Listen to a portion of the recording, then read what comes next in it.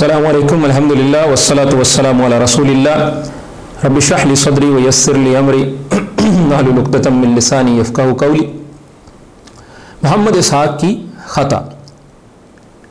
पहला हिस्सा, मुआविया रज़ियल्लाहु अन्हु और कौले इब्न हम्बल रहमहुल्लाह। मुझे एक दोस्त ने एक वीडियो क्लिप इरसाल किया। इस क्लिप में मोहम्मद इसहाक़ ने फ़थुल बारी से इब्न हजर रहमहुल्लाह की इबारत नकल की और इमाम अहमद इब्न हम्बल से मंसूब कौल भी बयान किया और फिर उसकी शरह करते हुए मुआविया रज़ियल्लाहु अन्हु के बारे में नहायत गलत और गैर जिम्मेदाराना अल्फाज कहे। वकज़ालिक फ़ी क़िस्सतिल हाकिम व अख़रज इब्नुल जौज़ी अयज़न मिन तरीक़ अब्दुल्लाह बिन अहमद बिन हम्बल। ए सारे 100 साल मेरी गल दा निचोड़ लिख लो। इमाम इब्न हजर रहमतुल्लाह अलैह लिखा, तोहफ़तुल आबदी इमाम अब्दुर्रहमान और मुबारकपुरी अहल हदीस ने लिखा कि टोंग क्यों रचाया गया। इब्न जौज़ी आंदे कि इमाम अहमद इब्न हम्बल दा बेटा अब्दुल्ला जड़ा वो रवायत करदा साल तो अभी मातकूल फी अली मुआविया कि मैं अपने बाप इमाम अहमद इब्न हम्बल जैसे बंदे ने पूछया 50,000 हदीस का मजमूआ एक किताब से लिख गया कि अली और मुआविया के बारे तुसीं की आंदे। इन्हां दा इन्ना रौला पिया, इस्लाम ते इन्नियां जंगां होईयां ते गां फिरके बन गए, कई गल है दस अतरक। इमाम अहमद इब्न हम्बल ने देर तक सिर चुकाया, खामोश रहे, क्योंकि सौखा काम नहीं। सुन्नी टोले के दिमागां 'च वार दिता होया भी मुआविया बड़ी शाया, इस तो बाद नहीं आउंदी। हालांकि कख नहीं अहले सुन्नत नाल उहदा ताल्लुक, उन्हें दीन दी बर्बादी की। रसूलुल्लाह ने जो लियांदा सी उहदा सत्यानाश करके गया। मैं सहीह बुखारी की शरह फ़थुल बारी से इब्न हजर की अरबी इबारत और तर्जुमा यहाँ बयान करता हूँ, फिर उस पर बात करते हैं। वकज़ालिका फ़ी क़िस्सतिल हाकिम व अख़रज इब्नुल जौज़ी अयज़न मिन तरीक़ अब्दुल्लाह इब्न अहमद इब्न हम्बल सअलतु अबी मा तक़ूलु फ़ी अली व मुआविया। और इसी तरह हाकिम के किस्से में भी है।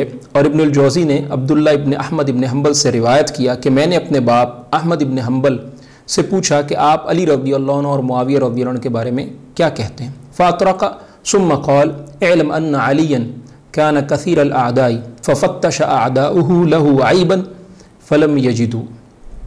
उन्होंने कुछ खामोशी इख्तियार की, यानी अहमद इब्न हम्बल रहमहुल्लाह ने कुछ खामोशी के बाद जवाब दिया। अली रज़ियल्लाहु अन्हु के बहुत दुश्मन थे। दुश्मनों ने अली रज़ियल्लाहु अन्हु में ऐब तलाश किए मगर उनको नहीं मिले। फ़अमदू इला रजुलिन क़द हारबहु फ़अतरौहु क़ियादन मिनहुम लिअली।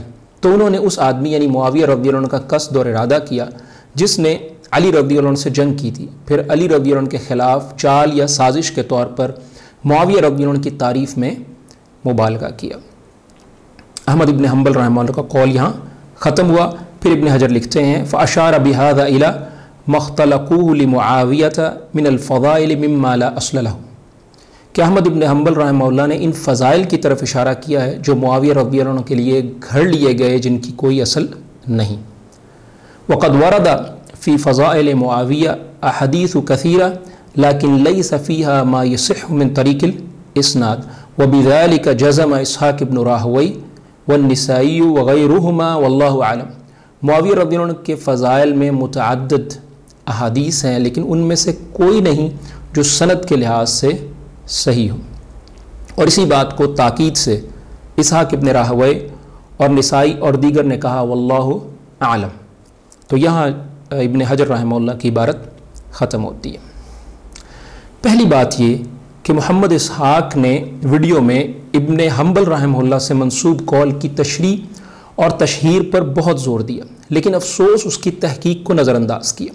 अगर वो तहकीक करते तो उनको मालूम हो जाता कि अहमद इब्न हम्बल रहमहुल्लाह ने ख़ुद अपनी किताब मुस्नद अहमद में मुआविया रज़ियल्लाहु अन्हु की फ़जीलत में हदीस ज़िक्र की है।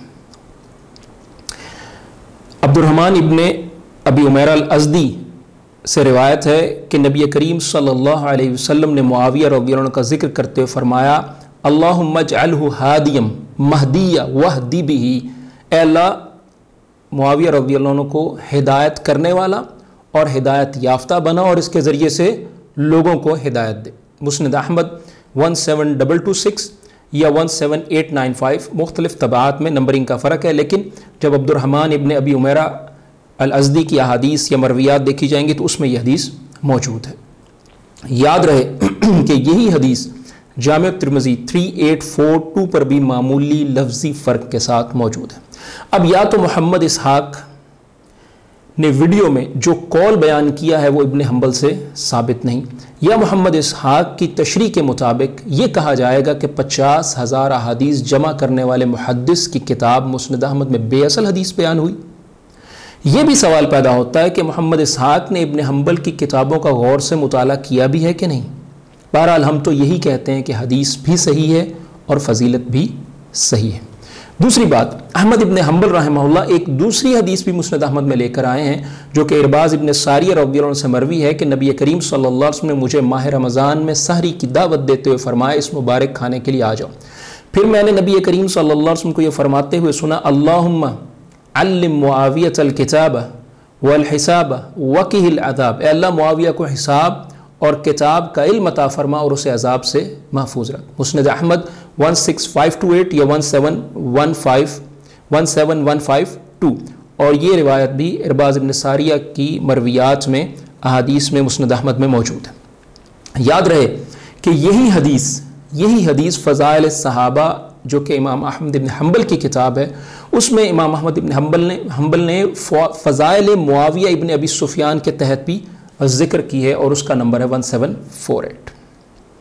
تیسری بات، محمد اسحاق نے ویڈیو کلپ میں ابن حنبل رحمہ اللہ سے منسوب جو قول بیان کیا اس کی سند نامعلوم ہے۔ پہلے تو اس کی سند کی تحقیق ضروری ہے۔ بالفرض ابن حنبل رحمہ اللہ کے اس قول کو صحیح مان بھی لیا جائے تو اس میں یہی بات ہے کہ علی رضی اللہ عنہ کے دشمنوں نے معاویہ رضی اللہ عنہ کی تعریف میں احادیث گھڑی۔ اس سے یہ لازم تو نہیں آتا کہ فضیلت معاویہ اور شان معاویہ رضی اللہ عنہ میں کوئی صحیح حدیث نہیں ہے۔ احمد ابن حنبل رحمہ اللہ خود ابھی جیسے ہم بیان کر چکے ہیں کہ مسند احمد میں معاویہ رضی اللہ عنہ کی فضیلت میں احادیث لے کر آئے اور انہوں نے ذکر کی۔ چوتھی بات، اب ہم تائید کے طور پر صحیح سند سے ابن حنبل رحمہ اللہ کا ایک اور قول ذکر کرتے ہیں کہ احمد ابن حنبل رحمہ اللہ سے پوچھا گیا، یا ابا عبداللہ ما تقول فی ما کان من علی و معاویہ رحمہم اللہ، کہ آپ احمد بن حنبل رحمہ اللہ سے پوچھا گیا کہ آپ معاویہ اور علی رحمہم اللہ کے مابین جو معاملہ تھا اس کے بارے میں کیا کہتے ہیں؟ تو انہوں نے کہا ما اقول فیہا الا الحسنى رحمہم اللہ اجمعین، کہ میں ان کے بارے میں اچھی رائے ہی رکھتا ہوں، اللہ ان پر رحم کرے۔ السنہ للخلال اور جلد 2 اور صفحہ 460۔ تو محقق نے اس کی سند کو صحیح کہا ہے۔ معاویہ رضی اللہ عنہ کے ذکر خیر میں اس کتاب میں السنہ للخلال میں احمد ابن حنبل کے ایک سے زائد قول موجود ہیں، اور ہم نے اختصار کے پیش نظر صرف ایک قول پر اکتفا کیا۔ یاد رکھیے شمس الدین الذہبی نے لکھا ہے کہ ابو بکر الخلال نے احمد ابن حنبل رحمہ اللہ کے بیٹے عبداللہ ابن احمد ابن حنبل سے بھی سماعت کی ہے۔ دیکھیے سیر اعلام النبلاء جلد 14 صفحہ 297۔ پانچویں بات، محمد اسحاق نے ویڈیو میں احمد ابن حنبل کے قول سے قبل فتح الباری میں موجود عبارت نہ جانے کیوں ذکر نہیں کی، بلکہ وہ حدیث بھی ذکر نہیں کی جس کی شرح میں ابن حجر نے یہ عبارت لکھی۔ امام بخاری رحمہ اللہ نے باب ذکر معاویہ رضی اللہ عنہ میں 3 احادیث بیان کی، 3764، 3765 اور 3766۔ ان میں سے ایک حدیث بیان کرتا ہوں کہ ابن ابی ملیکہ سے روایت ہے کہ ابن عباس رضی اللہ عنہ سے کہا گیا کہ امیر المومنین معاویہ رضی اللہ عنہ کے متعلق آپ کیا کہتے ہیں؟ انہوں نے وطر کی نماز صرف 1 رکعت پڑھی۔ تو ابن عباس رضی اللہ عنہ نے فرمایا اصابہ انہ فقیہ، انہوں نے درست کیا، بلا شبہ وہ فقیہ ہیں۔ یہ حدیث بخاری میں 3765۔ اس باب میں ذکر کردہ حدیث کی شرح کرتے ہوئے ابن حجر نے یہ بھی لکھا ہے کہ ابن عباس رضی اللہ عنہ نے معاویہ رضی اللہ عنہ کی فقاہت اور صحابیت کی گواہی دی ہے، جو کہ بڑے فضل پر دلالت ہے۔ پھر ابن حجر نے لکھا ہے وقد صنف ابن ابی عاصم جزءا فی مناقبہ وکذالک ابو عمر غلام ثعلب و ابو بکر النقاش۔ ان 3 افراد کے ناموں کا ذکر کرتے ہوئے معاویہ رضی اللہ عنہ کے بارے میں ابن حجر لکھتے ہیں کہ ان 3 افراد نے معاویہ رضی اللہ عنہ کے مناقب و فضیلت میں جز یعنی رسالہ تصنیف کیا۔ محمد اسحاق نے اپنی ویڈیو میں ابن حجر رحمہ اللہ کی تحریر میں موجود یہ جو باتیں ابھی ہم نے ذکر کی ان کا اپنی ویڈیو میں ذکر نہیں کیا۔ کیا اس کی وجہ یہ ہے کہ فتح الباری کے ان جملوں میں معاویہ رضی اللہ عنہ کی تعریف، توصیف اور ذکر خیر تھا؟ چھٹی بات، ابن حجر رحمہ اللہ کی عبارت میں یا اس کے علاوہ کسی محدث نے اگر فضیلت معاویہ رضی اللہ عنہ سے متعلق احادیث کی نفی کی ہے تو پہلی بات نفی پر مبنی اس قول کی تحقیق کی جائے گی۔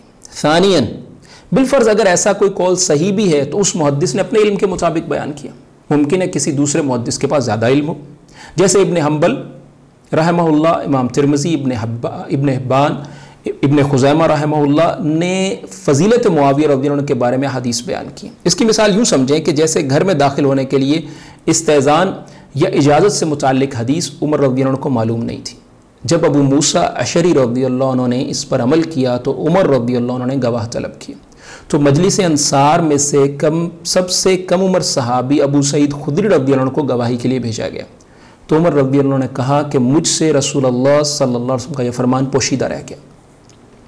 تفصیل کے لیے دیکھیے صحیح بخاری 2062۔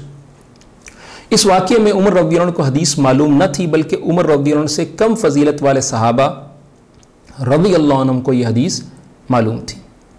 ساتویں بات یہ کہ بلا شبہ احادیث تو رسول اللہ صلی اللہ علیہ وسلم کے بارے میں، علی رضی اللہ عنہ کے بارے میں، معاویہ رضی اللہ عنہ کے بارے میں گھڑی گئیں، لیکن اس سے یہ لازم نہیں آتا کہ اب رسول اللہ صلی اللہ علیہ وسلم کے بارے میں، علی رضی اللہ عنہ کے بارے میں اور معاویہ رضی اللہ عنہ کے بارے میں کوئی صحیح حدیث موجود ہی نہیں۔